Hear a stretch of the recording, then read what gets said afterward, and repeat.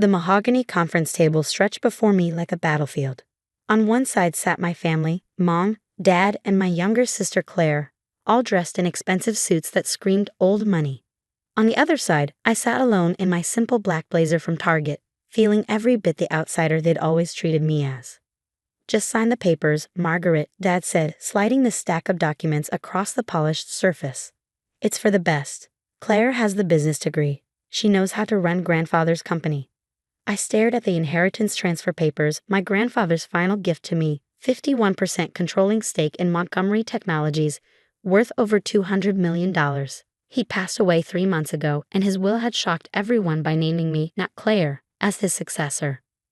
I earned my engineering degree while working full-time. I reminded them quietly, "I understand the technical side of our products better than anyone."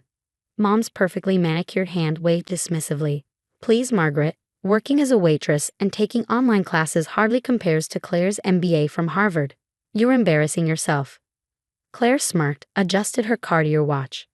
"Don't worry, sis. You can keep your job in R&D. Someone needs to do the grunt work." 10 years of their constant belittling and favoritism flashed through my mind. Claire getting sent to private schools while I attended public. Family vacations I wasn't invited to because I was too busy working. The way they'd refused to help with my college expenses, forcing me to work multiple jobs while Claire got a free ride. But grandfather had seen something in me that they didn't. During his final months, we'd spent hours discussing his vision for the company's future. "You have the heart of an innovator, Margaret," he told me. "Claire sees dollar signs. You see possibilities." Now they wanted me to throw away his faith in me, sign over my birthright to the sister who'd never worked a day in her life. "If you sign now, we'll give you a generous severance package," Dad added. "Enough to start fresh somewhere else. It's more than fair." I touched the small key pendant hanging around my neck, grandfather's last gift to me. "What about the new CEO interview? Shouldn't we wait until—" "The board already approved Claire," Mom interrupted. "This is just a formality. Sign the papers, Margaret. Don't make this difficult." I reached for the pen, saw the triumph in Claire's eyes. Then I remembered grandfather's words. "When the time comes, trust your instincts. You're stronger than you know." "No," I said softly. "Excuse me?" Dad's face darkened. I said no. I stood up, gathering my courage. "I'm not signing anything. Grandfather chose me for a reason." Claire's perfectly painted lips curled into a sneer. "You really think you can run this company? You'll drive it into the ground within months. Face it, Margaret, you're not qualified. You're not good enough. You never have been." "That's enough." A commanding voice rang out from the doorway. We all turned to see James Morrison, grandfather's longtime attorney, entering with a distinguished-looking woman in an impeccable suit. "Everyone, I'd like to introduce Catherine Chen, CEO of Chen Tech Industries and your grandfather's chosen mentor for the new CEO of Montgomery Technologies." My family's faces went pale as Catherine strode forward, hand extended, toward me. "Margaret," she smiled warmly, "your grandfather told me so much about you. I've been reviewing your product development proposals. Brilliant work. I look forward to helping you take this company into the future." "This is absurd," Dad sputtered. "She can't possibly." "Actually," Mr. Morrison interrupted, "she can and she will. Your father left very specific instructions." He pulled out another document, including this USB drive, which he asked me to play for everyone once the attempted forced inheritance transfer was complete. My heart stopped. Grandfather had known. He'd known exactly what they would try to do. The conference room screen flickered to life, and there he was, my beloved grandfather, looking frail but determined in his hospital bed. "If you're watching this," he began, "then everything has happened exactly as I predicted. Margaret, my dear girl, I know they tried to bully you into giving up your inheritance. They never understood that I chose you not because of your degrees or credentials, but because of your character." Tears filled my eyes as he continued. "To my son and his wife, I've watched with growing disappointment as you favored Claire and dismissed Margaret's potential. You thought an MBA mattered more than determination, more than integrity. You were wrong. And Claire," his voice hardened, "I've seen how you treat the employees, how you view this company as your personal ATM. That ends now. Margaret will be CEO, with Catherine's guidance. If any of you try to interfere," he smiled sadly, "well, there are other documents in that safety deposit box that I'm sure you'd rather not have made public." The screen went dark. The silence in the room was deafening. "This is just the beginning," Mr. Morrison said calmly. There's much more your father left for you, Margaret. Shall we discuss the rest privately? I looked at my family's shocked faces, Mom's theatrical near faint, Dad's purple rage, Claire's cold fury, and felt nothing but relief. A decade of their manipulation and emotional abuse was ending. Yes, I said, standing taller. I believe we shall. As I followed Mr. Morrison and Catherine out, I touched the key pendant again. Grandfather had given me more than just the company. He'd given me the strength to stand up to them at last. And something told me this was just the beginning of my story. The next few weeks were a whirlwind of revelations. In the private meeting with Mr. Morrison and Catherine, I discovered just how thoroughly Grandfather had planned everything. Your grandfather left you more than just the company, Mr. Morrison explained, opening his briefcase. The key you're wearing, it opens a special safety deposit box at First National Bank. Inside that box, I found decades of evidence. Documents showing how my parents had systematically embezzled company funds, emails revealing Claire's attempts to sell proprietary technology to competitors, and most shockingly, proof that they tried to have Grandfather declared mentally incompetent when he first suggested making me his successor. They never knew I kept records of everything, Grandfather's voice explained in another video. I wanted to give them a chance to change, to recognize your worth on their own. But they never did. Catherine Chen proved to be exactly the mentor I needed. A self-made billionaire who'd started as an engineer herself, she understood both the technical and business sides of running a technology company.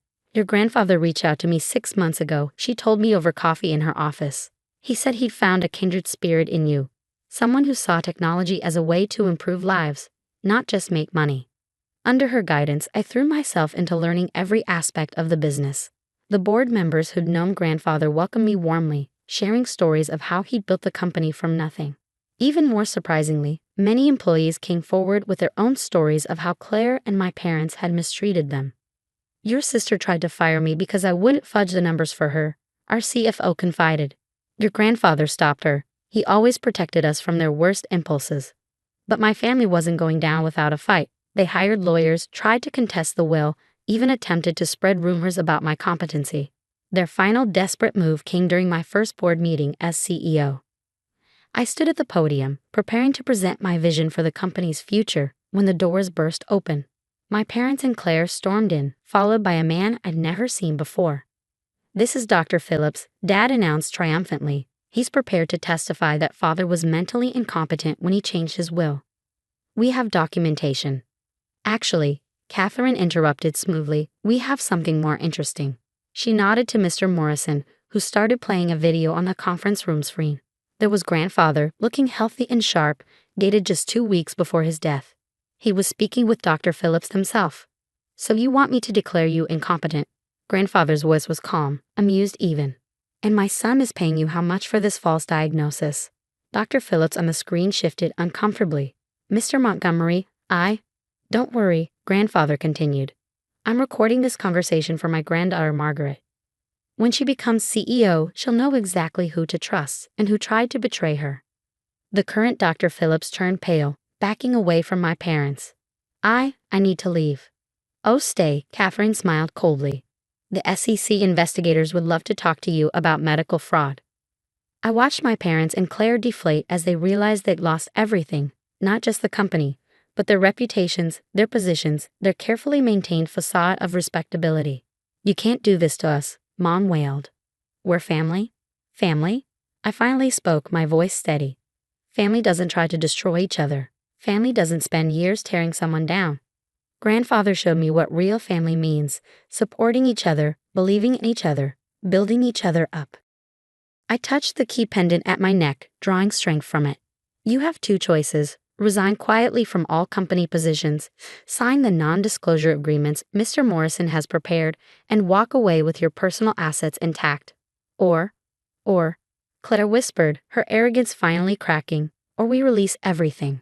Every document, every email, every recording. I'm sure the press would love to hear how the great Montgomery family tried to defraud their own father and daughter. They signed the papers within the hour. 6 months later, Montgomery Technologies was thriving. Our new line of medical devices, a project I developed in secret during my years in R&D, was revolutionizing patient care. The stock price had doubled. Employee satisfaction was at an all-time high. I kept grandfather's old office exactly as it was, hiding just one thing: a framed photo of us from my engineering graduation, the ceremony he'd attended alone while my parents were on vacation with Claire. "You see possibilities," he told me that day. Now, sitting at his desk, my desk, I finally understood. He'd seen the possibility in me when no one else did, and he'd given me the tools to prove them all wrong. Catherine stopped by one evening as I was working late. "Your grandfather would be proud," she said, looking around the office. "You've exceeded even his expectations." I smiled, touching the key that still hung around my neck. "I had good teachers." "And your family?" she asked carefully. "Any word?" "I heard they moved abroad. Claire's trust fund will keep them comfortable but not extravagant. It's enough." And it was enough. I didn't need their approval anymore. I had something better: self-respect, purpose, and the knowledge that I'd proven myself not through cruelty or revenge, but through hard work and integrity. Just like grandfather taught me. That night, driving home in my sensible hybrid, some habits die hard. I passed the diner where I'd worked during college. On impulse, I stopped in. Sally, my old manager, was still there, greeting customers with the same warm smile. "Margaret Montgomery," she exclaimed, hugging me. "I saw you in the Business Journal, CEO of Montgomery Technologies.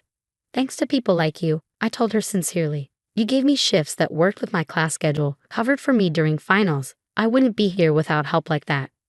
An idea struck me.